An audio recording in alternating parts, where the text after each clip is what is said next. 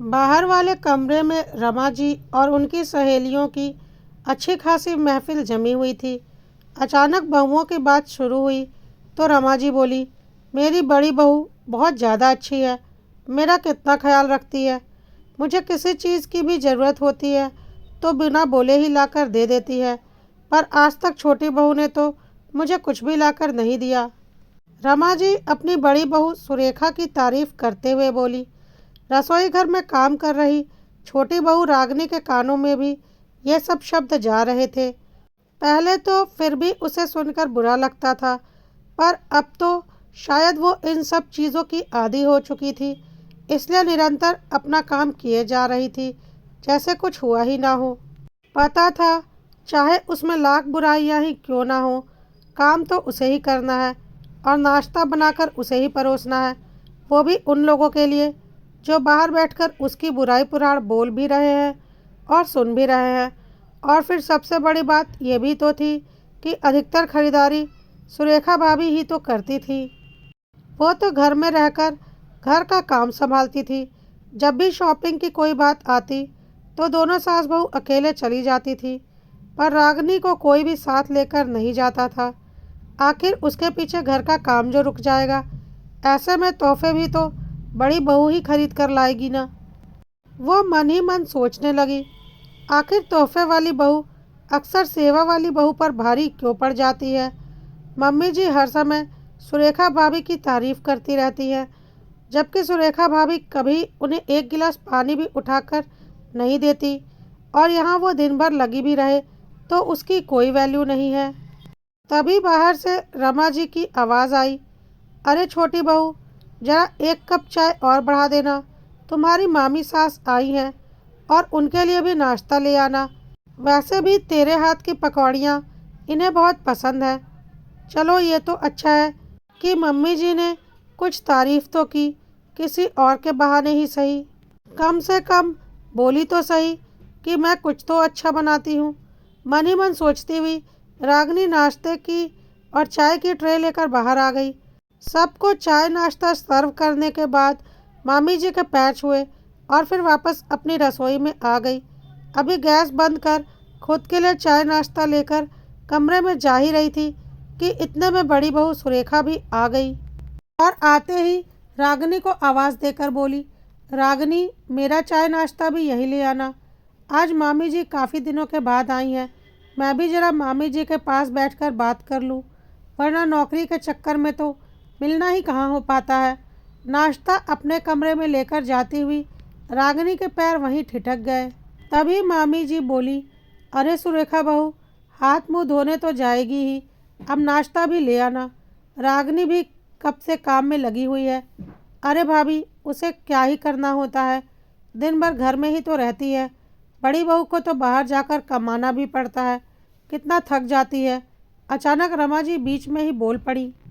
अब जब सास ही बोल रही थी तो भला मामी सास की क्या औकात कि वो बीच में बोल दे, पर फिर भी मामी सास हिम्मत करके बोल ही दी, जी जी, घर में काम करने वाला भी थक जाता है, घर का काम भी तो आसान बात नहीं होती। अरे तो सिर्फ चाय नाश्ता लाकर पकड़ाना ही तो है, भला वहाँ से यहाँ लाकर देने में कोई थकता है क्या। आखिर रमा जी अपने पक्ष में बोली तो मामी सास चुप हो गई। रागनी के हाथ में जो चाय नाश्ता था वो उसे सुरेखा को देने बाहर आ गई और देकर वापस रसोई घर में चली गई। वापस से गैस चालू किया और अपने लिए पकौड़ियाँ तलने लगी। पकौड़ी तलकर गैस बंद कर अपने लिए चाय लेकर वो बाहर वहीं पर आ गई जहाँ सब लोग बैठे थे। देखा तो सुरेखा सबको कोई नई साड़ी खोलकर दिखा रही थी। सभी औरतें साड़ी देखने में मग्न थी। वहीं रागनी एक कुर्सी पर बैठकर अपना चाय नाश्ता करने लगी। तभी सुरेखा बोली, मुझे तो ये साड़ी देखते ही पसंद आ गई, तो सोचा क्यों ना मम्मी जी के लिए ले चलूं। मम्मी जी पर तो ये ज़्यादा अच्छी लगेगी। देखा, मेरी बड़ी बहू मेरा कितना ध्यान रखती है। खुद की शॉपिंग के लिए गई थी, पर मेरे लिए भी साड़ी खरीद लाई है। उनके ऐसा कहते ही रागनी का हाथ जहाँ था वहीं रुक गया। वहीं सुरेखा मुस्कुराने लगी। तभी मामी सास बोली, क्यों जीजी, छोटी बहू भी तो कितना ध्यान रखती है आपका, आपका हर काम तो वही करती है। अरे भाभी, अब ये घर में रहती है तो काम तो उसी को करना पड़ेगा ना। रमा जी ने उत्तर देकर उन्हें वहीं चुप कर दिया। तभी एक कागज़ का टुकड़ा नीचे गिरा। मामी सास ने उसे उठाया तो देखा सुरेखा ने जो साड़ियाँ खरीदी हैं ये उसी साड़ी की रसीद थी, जिसमें 3-3 हज़ार की 2 साड़ियाँ थी और एक साड़ी 500 रुपये की थी, पर रमा जी की साड़ी 500 रुपये वाली ही लग रही थी।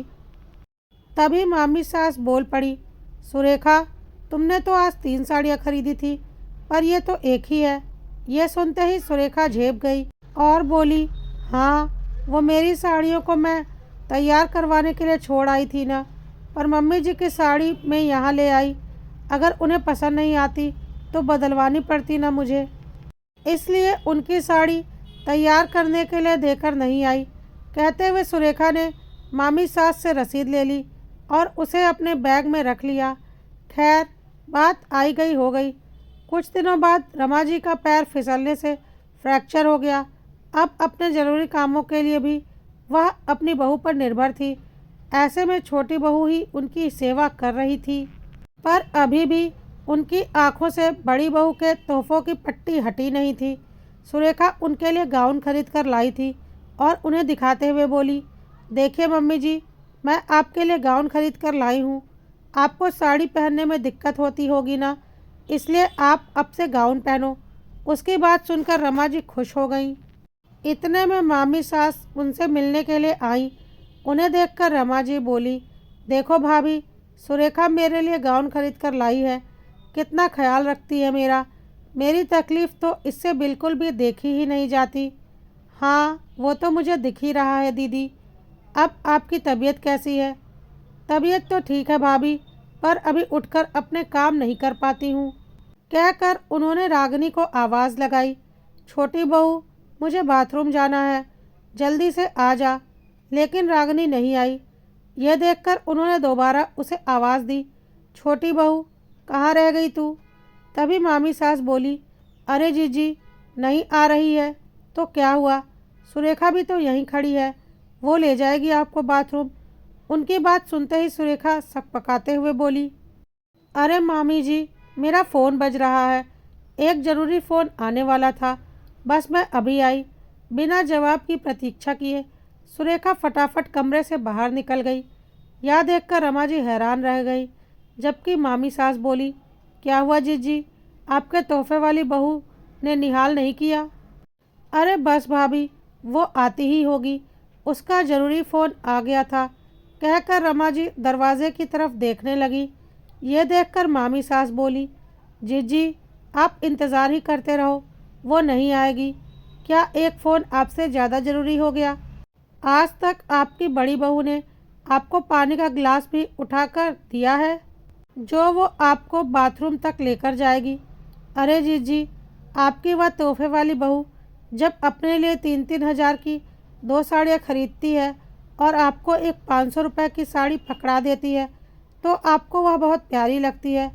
और जो बहू दिन रात आपकी सेवा और इस घर की सेवा में एक पैर पर खड़ी रहती है, उसके लिए तारीफ़ के 2 शब्द भी आपके मुंह से नहीं निकलते। अपनी आंखों से देखा था जीजी, उस दिन सुरेखा बहू की लाई हुई साड़ियों की रसीद। अपने लिए 2 महंगी साड़ियाँ और तुम्हारे लिए एक सस्ती साड़ी। क्यों इतना भेदभाव करती हो जीजी?